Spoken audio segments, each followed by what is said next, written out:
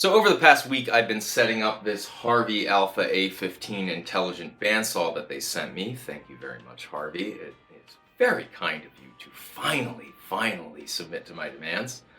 But while I've been setting that up, Harvey has been messaging me, giving me pointers and tips, and they asked if I was going to be keeping the Laguna 1412. I'm not keeping this. I'm giving this off to a friend so that it doesn't collect dust in the corner of my shop and it gets used. But they wanted to know if I was keeping it because they went ahead and took the mini Big Eye fence, which is something they developed for the A15, and they created a aftermarket version of it that can attach to pretty much any bandsaw. And they wanted to see if it would fit on the 1412 and what I thought of it. Now, yesterday I posted a video of me installing this thing. It was pretty simple. I just had to widen the two holes on the front of the table and then drill two additional holes on the back of the table. It was super easy. It took like 30 minutes. I've never drilled holes in cast iron before, and I just did it. It was nothing. I want to do a more point-by-point comparison though. And the reason why is because when I bought this machine, I immediately knew that the fence was no good. I immediately went out and tried to find an aftermarket replacement and found that there really was nothing available out there. I think only Craig and PowerTech had something out there, and they were pretty obviously on the same level, if not downgrades. So when this thing was announced as an aftermarket upgrade, I was pretty excited about it. And I want to provide you with the information that you need to determine whether or not you think this is an actual upgrade over the fence that you currently have on your bandsaw. I don't want you to have to rely on marketing copy to figure that out. So I'm going to break this down on three main points, which I think are the three main points of any bandsaw fence. The first, I'd like to go over the rails, the difference in the rails on the Harvey versus the Laguna. Then I'm going to go over the aluminum extrusion, which is the part you're going to be interacting with a lot. And then the part that you're going to be touching the most, which is the actual fence system itself, the thing that holds the extrusion in place and runs along the rails. So we're going to go through all three of those, and we'll start with the rails. So there are a lot of differences between the Harvey fence and the Laguna fence, and the rail is probably where they're immediately apparent. This is the rail for the Laguna fence. It's just a piece of steel tubing, and it's held on to the table with some bolts. There's really not much more I can say about it other than that. The Harvey rail is much more complicated. First off, there's two of them. There's a front rail and a rear rail. Now, the front rail is the one that's doing most of the work here. The rear rail is just there to stabilize the back end of that aluminum extrusion. There's a little nib on the end of it that rides along here when you slide the fence back and forth to keep things moving freely. So on the front rail, there are two steel rods right here. We'll come back to those later, but those are what allow this fence to glide back and forth nice and freely. There is a nice little flip stop here that keeps that fence from sliding off on you. There are also two flip stops that are integrated right into the rail, and you can move those back and forth for repeated cuts. I'm absolutely going to be setting up one of these a 1/16 of an inch away from my blade because I cut so much shop sawn veneer. The scale for this thing is quite nice. It can move back and forth along here, and it's like obviously permanent. So you can reset this thing if you need to. The one that came with the Laguna, I actually threw it out because it's so useless. It was just a piece of like bent steel with a sticker on it, and like that was it. I knocked the sticker off that thing like day 2 of owning it. I called Laguna and was like, hey, can I get a new sticker? They sent me a new one, and then like day 2 of owning that one, I knocked it off, and I was like, well, I guess I don't have a scale. I don't really use a scale, but if you do, you could use one on this. The rails are obviously nice and beefy and thick. There's really like they're really much more intense than the Laguna, and it feels like this thing is going to provide a lot more stability for a fence than a piece of round steel tubing. With that said, let's get on to the extrusion. Now, both these fences operate like pretty much any modern bandsaw fence, which is there is a thing that runs along a rail that has an aluminum extrusion attached to it. Here is the aluminum extrusion that came with the Laguna 1412, and here is the one that Harvey sends with the Mini Big Eye. Now, it's pretty apparent that this thing is much, much more heavy duty than this. The difference in cost here is obvious when you pick these two things up. Now, is that a cost that is worthwhile? I think it is. The reason why is, first off, this thing is just way, way, way too flimsy. And that does matter. When aluminum is this thin and this flimsy, it can really deflect a lot on you. One of my biggest gripes with the Laguna fence, and why I was so intent on replacing it, is that this thing, if you put a lot of pressure up at the top when you're resawing, it will deflect off 90 degrees. It will. And it does. It does all the time. It also will deflect past the cut if you put too much pressure there. That is a pretty big known problem with these things. Noah Purdy from Instagram shared a tip a while back for using one of these mag blocks to stabilize it on the back end of your bandsaw fence, which is what I've been doing. And it does work, but what a pain. This is much, much more stable. Now, I can't speak to the deflection, whether or not it completely removes it, but I put a lot of pressure on it just to test it, and I'm not able to move this thing at all. The saw moves before this moves. So I'll have to see how it works in practice, but it's pretty obvious that one advantage of this is due to the geometry. If you see that nice hypotenuse there, that's going to keep this thing from deflecting like that, whereas this, there's nothing really supporting it there. So I really do like this a lot more than this, and I think it's worth the money. Now, both of them work in high and low versions like any modern bandsaw fence, so there's really not much more to say other than that, but I did want to give you a good look at those because the aluminum extrusions that come on these modern machines are of all varying qualities, and unless you are able to feel and see one up close, you really don't know if it's good. I'm here to tell you that this is a decent and good aluminum extrusion. It's much better than the one that's on my hammer, and it's obviously way better than the one that came with the Laguna. Now let's get on to the business end of the fence.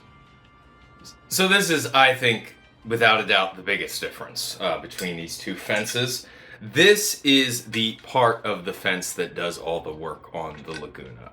This slides onto that steel tube that acts as a rail. You lock it down with this little star knob or triangle knob, whatever you want to call it.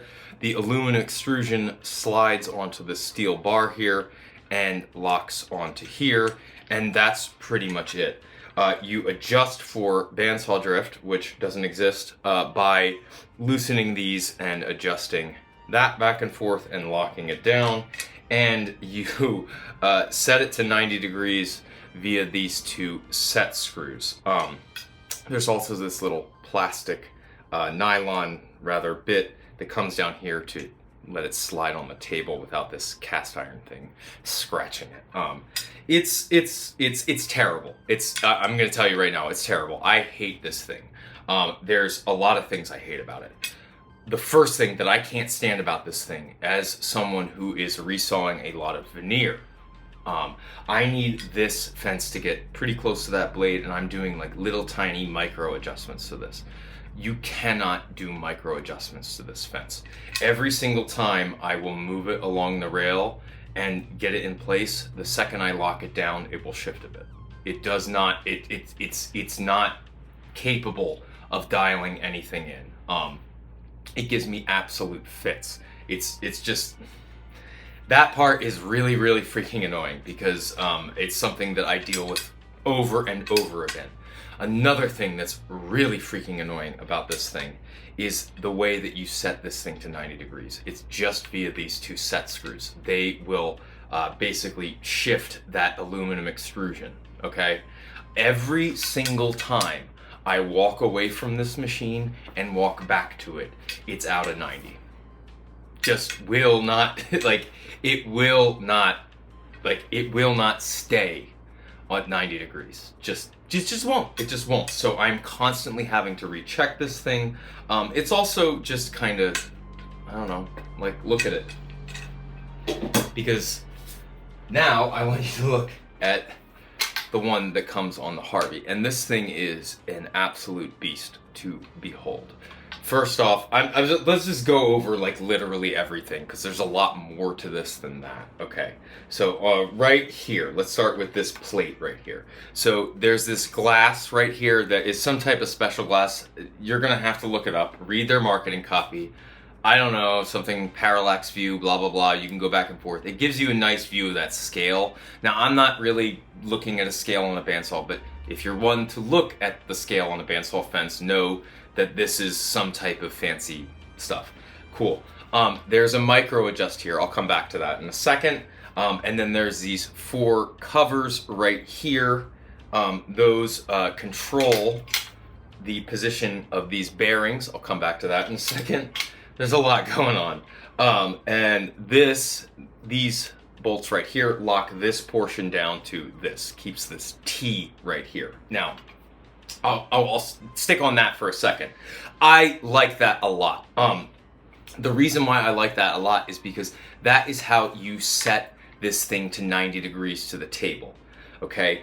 What you do is you set the whole rail up, right? You put the thing on, you put the extrusion on, you check and see if it's 90 degrees. If it's off 90 degrees, what you do is you take this whole thing off, and then they provide you with copper shims, and you'll put copper shims on the appropriate side to get this back to 90. Check again. Okay, it takes a little bit of time. It took me like 10 minutes, but now it's 90 degrees and I can know it's 90 degrees. It's not like the Laguna with these set screws that are gonna back out and, 90 degrees. Love that about it. Okay, so that's that portion. Then there's this part. The way that this thing locks down is via this nice, I don't know what you call it, that thing that jams down. When you lock this thing down, there is no shifting, okay? And that was the first thing I checked. I can tell you, I really, really zoned in on that, because that is something that really, really does matter to me. If that fence shifts at all, it's a pain. It's just a pain for me. So I really did check that. I didn't check it with a dial indicator, which I should. I will check it with the dial indicator I'll keep them honest. But it doesn't shift, at least to my eye or to anywhere where I think it's really going to matter in practice.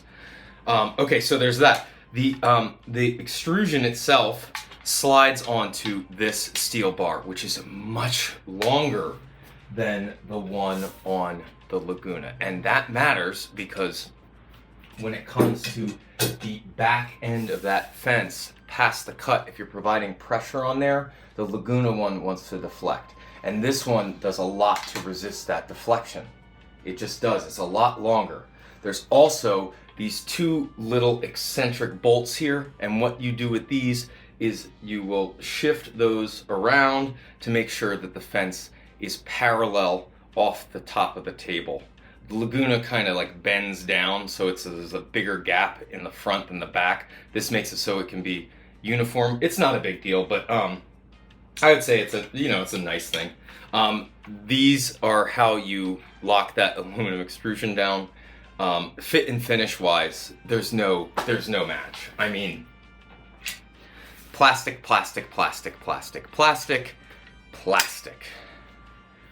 Nice knurled aluminum. The things that you're touching, the things that you will be interacting with and feeling a lot, just a lot nicer.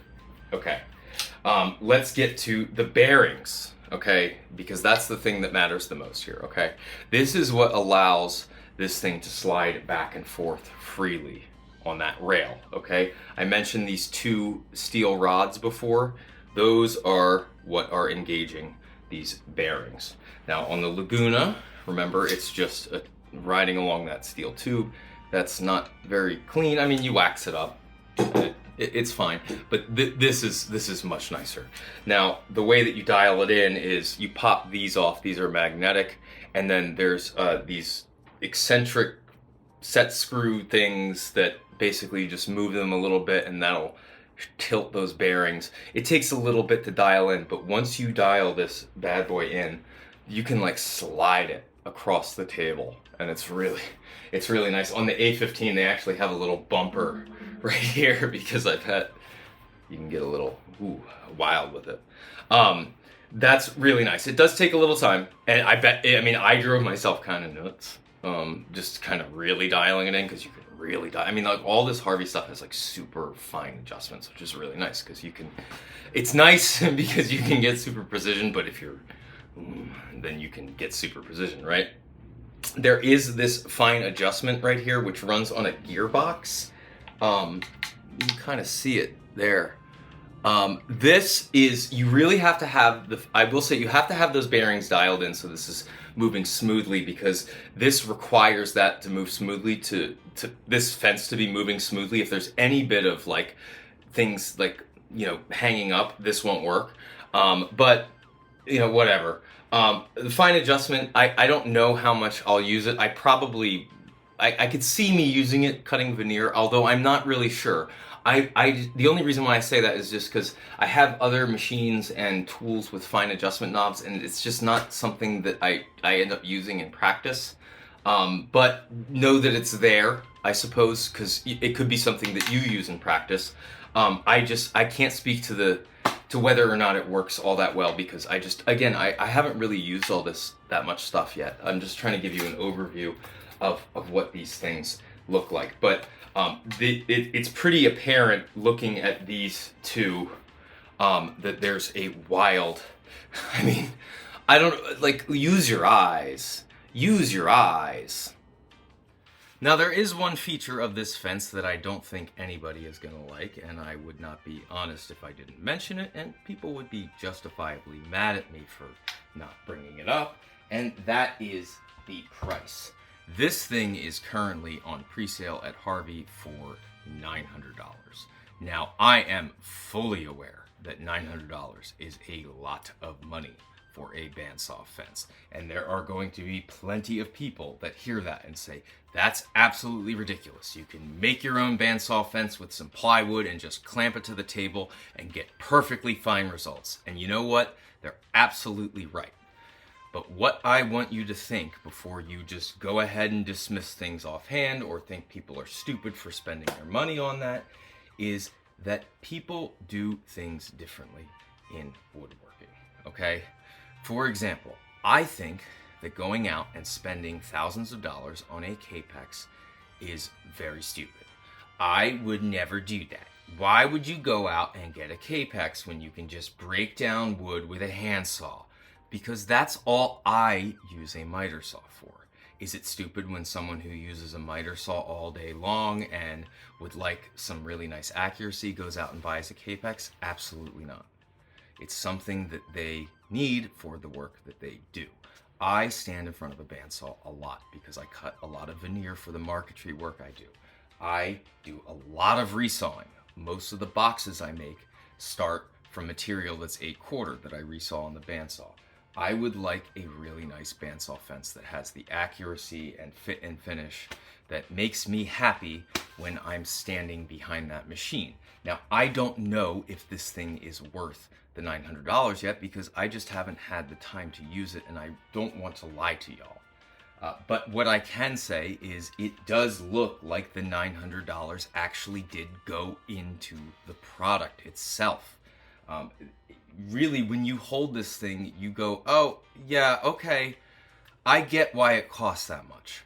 That's my first impression. Now, it may be a total dud. I don't know yet, but again, first impressions are that this thing is going to be a massive upgrade, and I really think that the price is what it is, but just try to keep an open mind if it's something that you're in the market for. If it's something that you don't think that you'll use and you don't think that you'll benefit from, go right ahead and move on. But I'm really happy to see that Harvey released that.